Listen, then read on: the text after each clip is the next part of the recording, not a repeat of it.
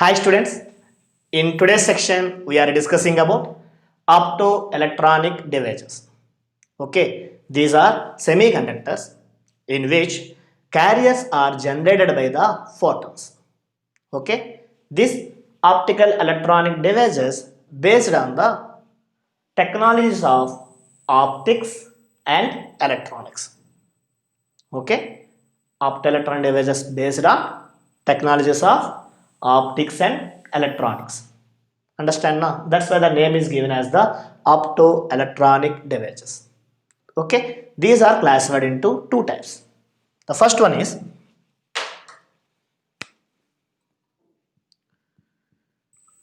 photoconductive devices, and the second one is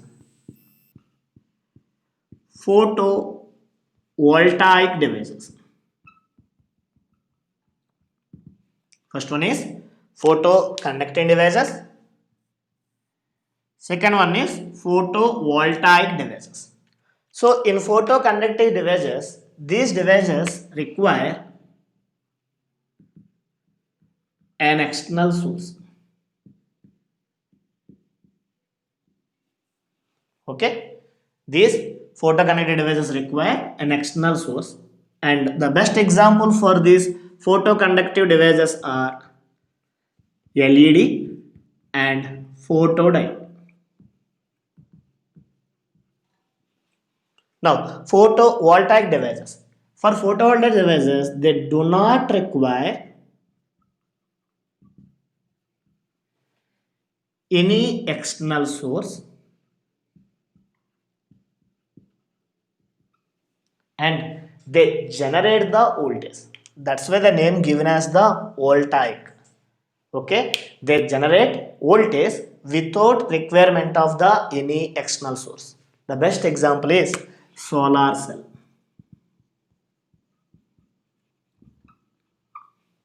So in optoelectronic devices, here we are discussing about LED, photodiode and the solar cells.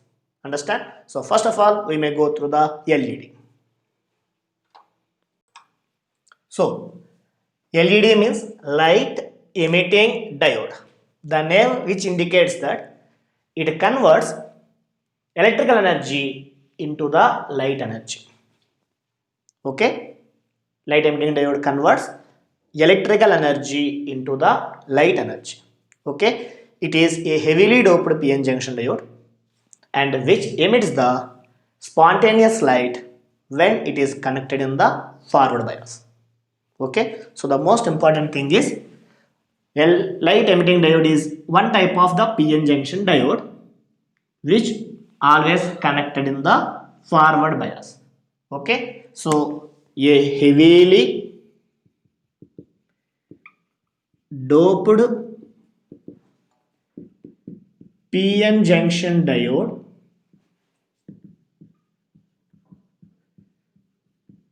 connected in forward bias which emits the spontaneous radiations is called as a LED. Okay, now let us see the construction. See the construction of the light emitting diode. In this is a PN junction diode.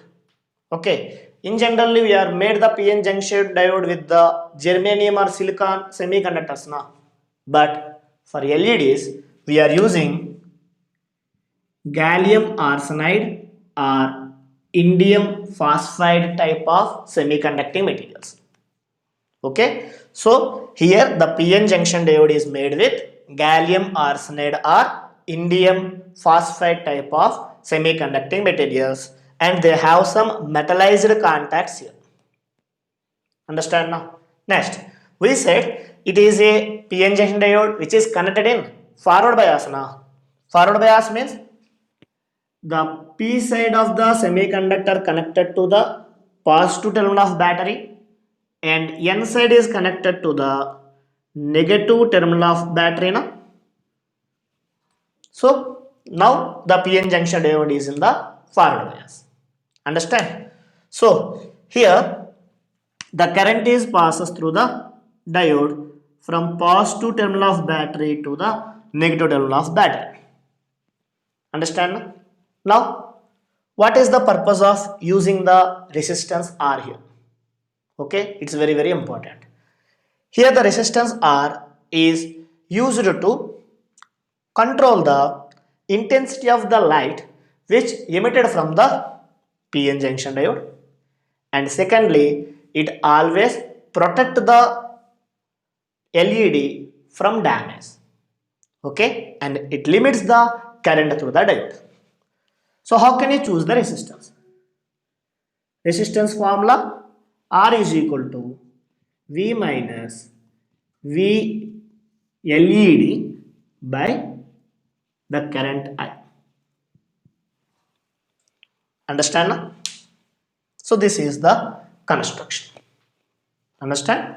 So in the construction, we take the PN junction diode which is made with the gallium arsenide or indium phosphide type semiconducting materials.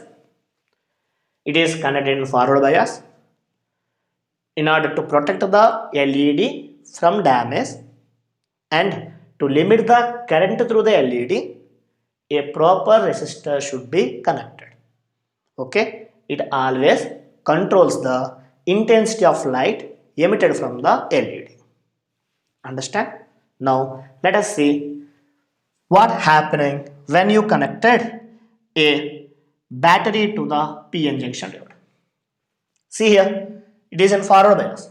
In forward bias means we know whenever a PN junction diode is connected in forward bias,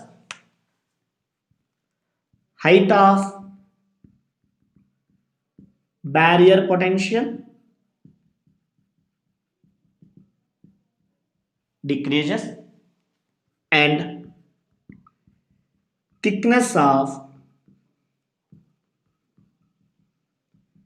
depletion layer also decreases. Now we learned previously at the time of the forward bias and reverse bias.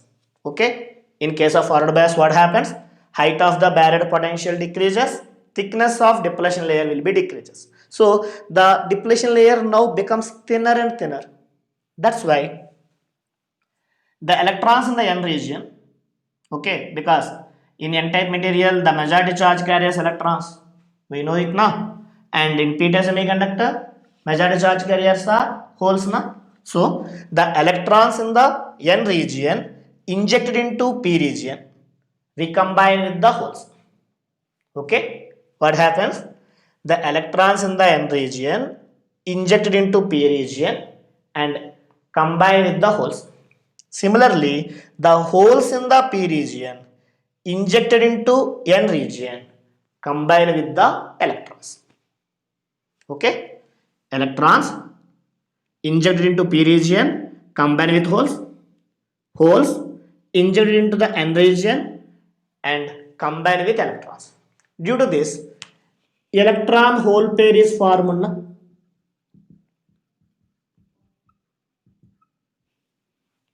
For each electron hole pair, one photon is released.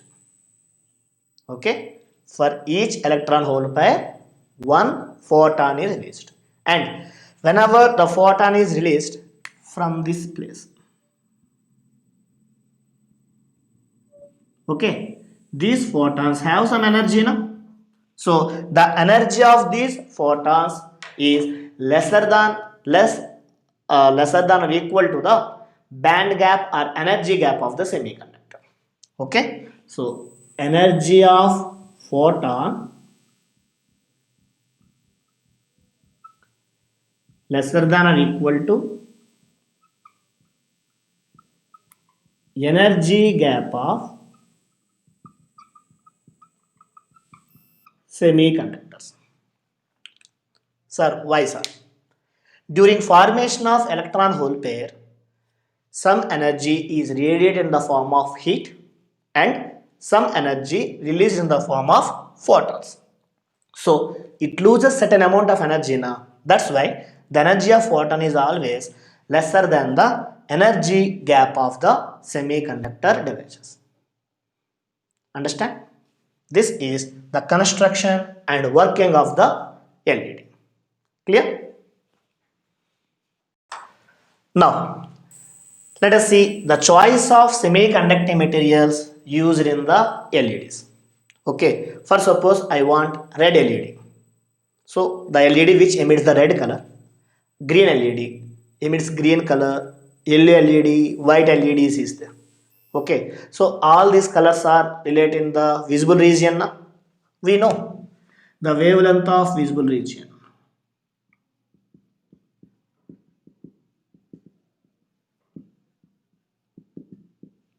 Okay, that is 4000 angstrom units to the 7000 angstrom units.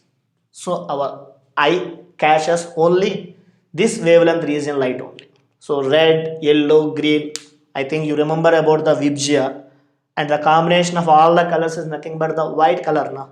So to obtain the visible light from LEDs, how much of energy gap is required? Okay, let us see the formula for energy. Energy we know formula E is equal to hc by lambda na. Otherwise, in terms of electron volts, we said a formula 12,400 by lambda in angstrom units na. Then only energy will be coming in electron volts. So here the wavelength region is what? 12,400 by, first of all substitute 4,000 here, then two zeros cancel, that is nothing but 3.1 electron volt now, and maximum value 12400 by 7,000 if you substitute, then two zeros cancel, you got 1.8 electron volt. Understand? So how much of energy gap required for semiconductors to obtain the visible light? That is lies between 1.8 electron volt to the 3.1 electron volt. This amount is required as band gap of the semiconductor. Then only this LED emits the light in the visible region. Understand now? Now let us see for silicon.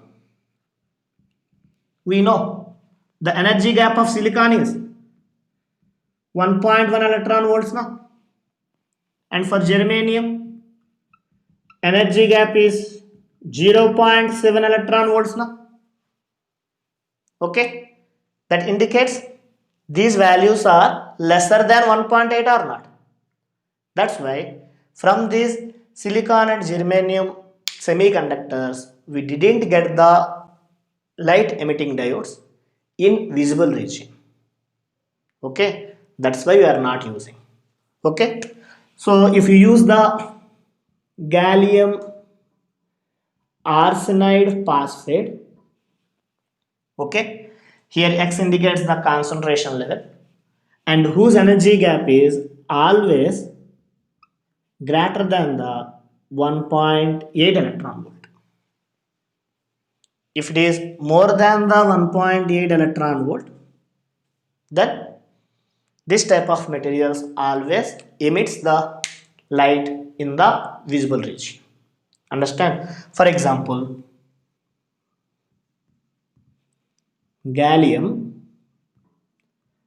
arsenide phosphate, here the value is 0.4, let it will be 0.6.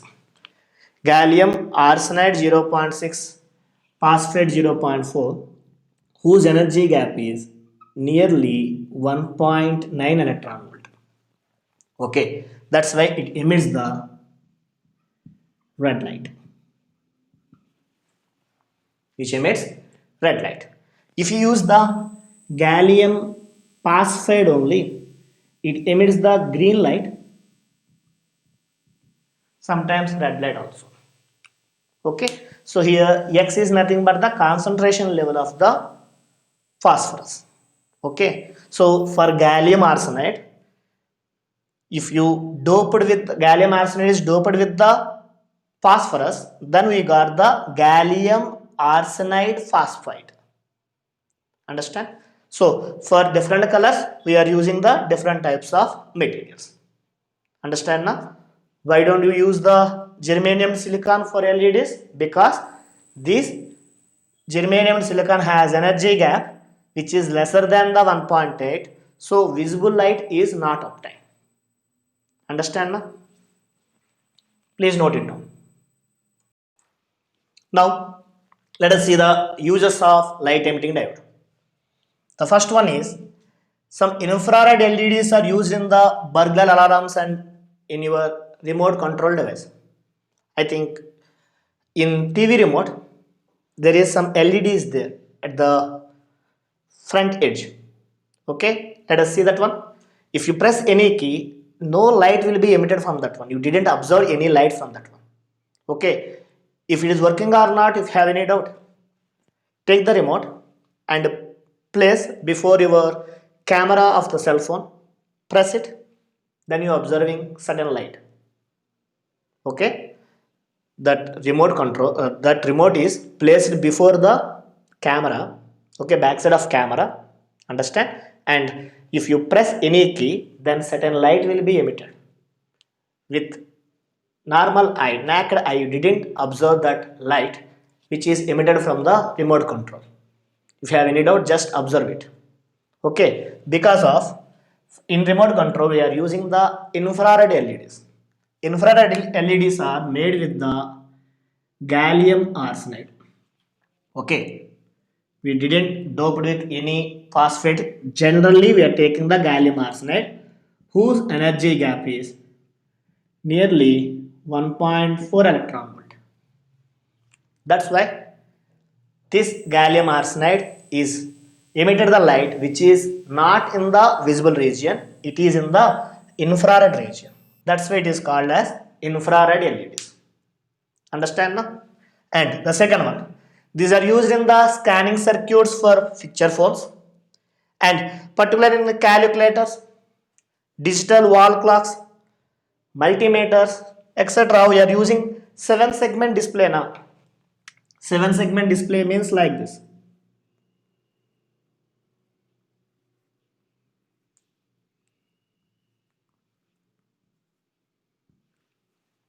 Every number in your calculator or in digital clock multimeter is like this now.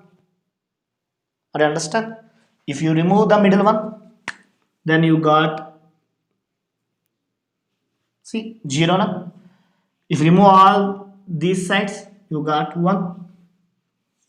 If you remove these two, 2 now. If you remove these two, 3. If it is remove this one and this one, okay, then you got 5 here. See, all numbers which shown in the screen of your calculator or digital clocks, it is called as a 7-segment display. What is its name? 7-segment display. In this, each segment is an LED. Understand? So these are the uses of LED. Next, VI characteristics of LED. We said initially LED nothing but a PN junction diode which is connected in forward bias now. That's why if you plotted a graph between the potential and current, the shape of the graph coming for LED is like this. We are observing the same type of graph in the silicon junction diode, silicon semiconductor diode. For silicon semiconductor diode means PN junction diode, we got the same type of the graph now. But here the only variation is threshold voltage. Okay, threshold voltage is the voltage at which the current will be starts within the LED. Okay, that threshold voltage value is greater for LEDs because the energy gap is lies in between the 1.8 to 3.1 for visible light now. That's why for LEDs the threshold voltage value is more. Threshold voltage value more for LEDs and a slight variation coming for different color LEDs. Okay, for different colored LEDs the graph is slightly varies. Clear? The last one, what are the advantages of LED over conventional incandescent lamps? Previously we are using the incandescent lamps. In nowadays we are using the LEDs. Even in our traffic signal, I think you observe red color, green and yellow color lights now. Now these are made with the LEDs. Previously they are using the incandescent lamps. Okay, why we are using LEDs now over the conventional incandescent lamps? Okay, see, the advantages of LED are, the first one is low operational voltage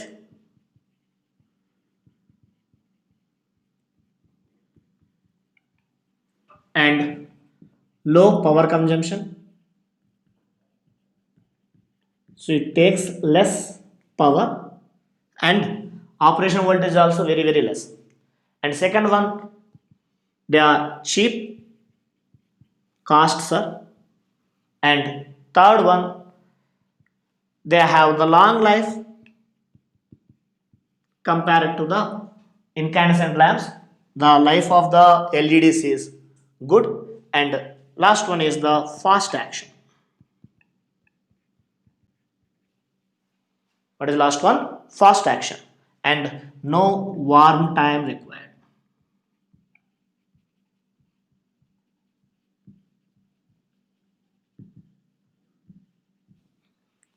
For these reasons, we are using the LEDs.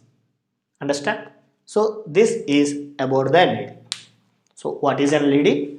LED nothing but it is one type of the PN junction diode, generally made with the gallium arsenide and indium phosphide type materials. Okay, which are connected in forward bias. Understand now?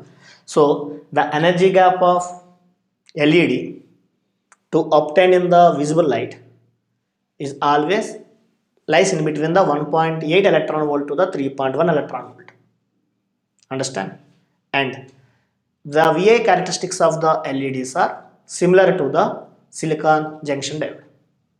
And there are more uses is there for LEDs, and it is more advantageous over the conventional incandescent lamps. This is about LEDs. Okay, thank you.